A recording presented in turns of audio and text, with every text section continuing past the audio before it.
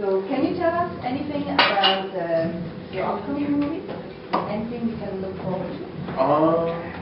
Well, fingers crossed, 3 Inches gets picked up. That's a great show.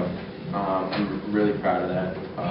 A lot of fun to work on. Great cast, great script, fantastic writer, director.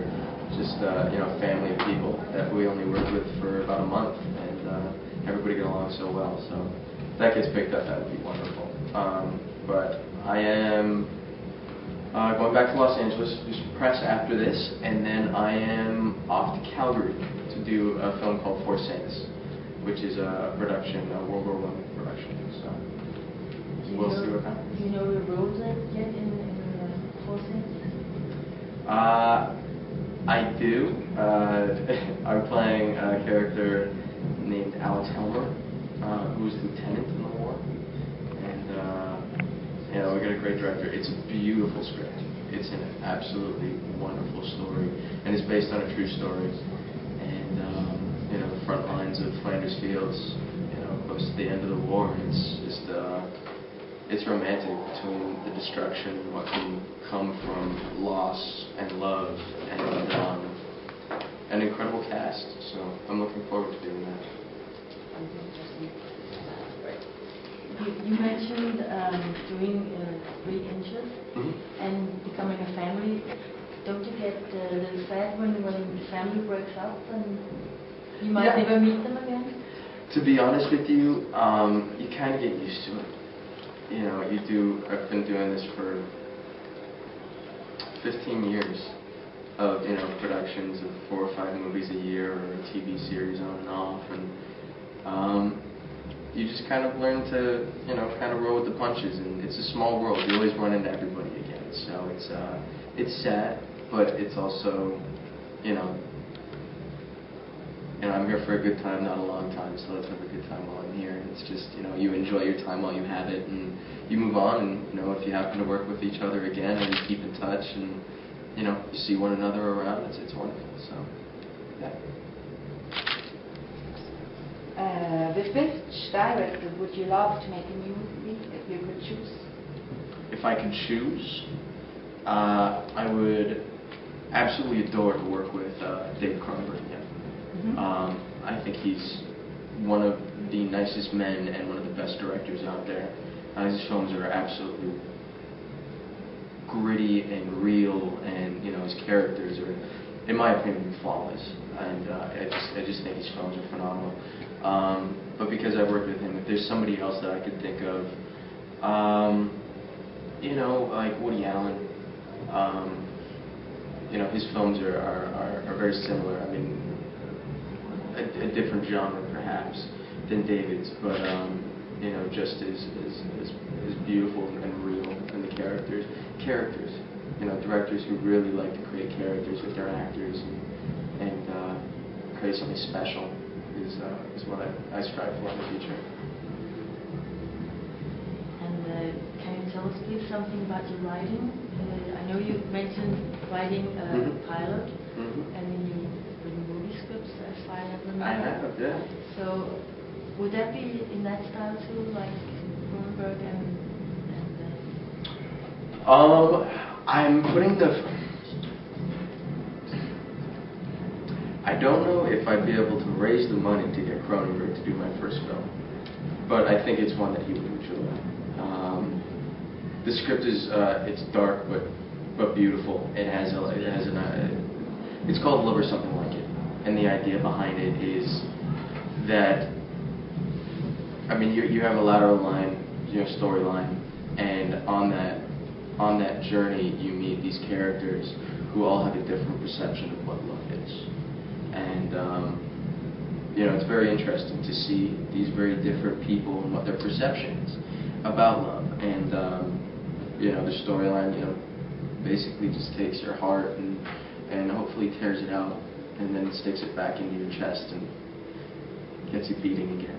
So it's a fantastic story. So I'm working on picking up funding for that and hopefully getting it produced in the next couple of years. And I've written a couple pilots, which are, you know, being shopped around to different networks. And when somebody says yes, that's, you know, incredible.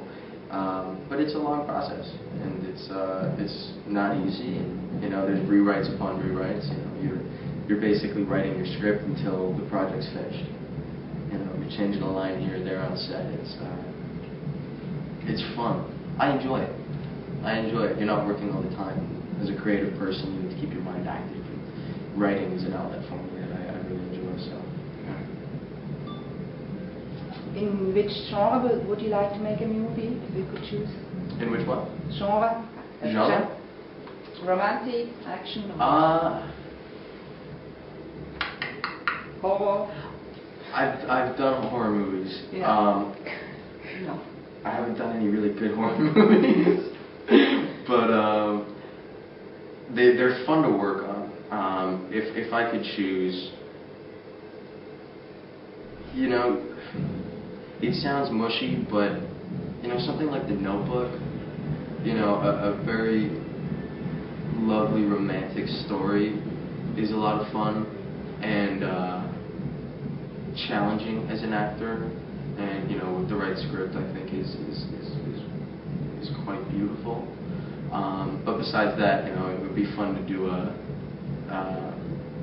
you know, James Bond film or a big action film. And you know, I'm an active person myself. And, you know, I did most of my own stunts on Blood Ties and almost every other film I've done. And I love it. You know, there's nothing I love more than jumping out of a car at full speed, shooting machine guns, and you know, getting the girl at the end. So I would love to see you in such a movie. yeah, right. Exactly. So. A while ago, you answered a question to a fan that you love to learn and when you travel. Mm-hmm. So could you tell me, what did you learn when you went to South Africa? I learned a lot when I went to South Africa. I'd never been to a country like that, and to be honest with you, I was a little ignorant before I went there, and you know, I packed my clothes and got there, and you know, I knew it was going to be cold. I didn't know. I mean, before I looked up the weather, I thought it was going to be warm there, but you know, it's in the southern hemisphere. You know, so many, you know, longitude south of, you know, the equator, basically almost where, you know, Chicago is, and you know, their winters are almost just as bad as ours, and I was like, holy cow. You know, the first game we went to was -1, and we were freezing, and I was like, this is Africa. This is the home of, like, you know, the Sahara and, you know, everything else, and it's freezing here. But you know, that was cool. I learned a lot about the apartheid and the economy there and the government there, and you know, I got to sit down and have a drink with one of the heads of the police that was running the security for the World Cup, and just happened to start talking, and eventually, you know, what do you do and what do you do came up, and you know, we talked for about an hour about the security problems and or the lack of security problems. You know, it was very safe. Africa's, I felt safe there almost the entire time. But as in any city, you don't walk down a dark street at night in the wrong neighborhood. Like any city. It's like that in LA, it's like that in Chicago and Toronto. You just don't do it. Africa's the same. There's great areas and there's rough areas, so. I think it's great that you are a founding member of the charity Love Cures Cancer. Are there any events or something planned for the near future? We are doing a Halloween event in Los Angeles at a place called Jane's House. I just got the memo from my partners. We're kind of setting it up. We started setting it up about a week ago to see if we could make it happen. And we got the space, and we're throwing it with another company that's helping us out with a lot of things, and you know, 50% of the proceeds go to Love Cures Cancer, and you can buy tickets online. There's a link from our website. There's also a link from my Facebook, which I put on there, and should double check that I have it on the right page. God, technology's not my strong suit ever. Yeah, that's what we'll be doing, and our website's been up and down, and that's the difficult part, working with a a baby charity, baby as in young, is that we have a lot of people working for us pro bono, and they don't always have the time to update our stuff and keep everything in the loop, because it's difficult to stay on top of things sometimes, and everybody works and they're all doing it out of the goodness of their hearts. So we thank them for all their hard work and everything. But yeah, we're moving slowly again. Everybody got busy. You know, everybody has a normal job, and you know, I've gotten busy with work and stuff. So yeah, but thank you. It's a great charity. I noticed from the credits of GravyTrain that you were listed as executive producer.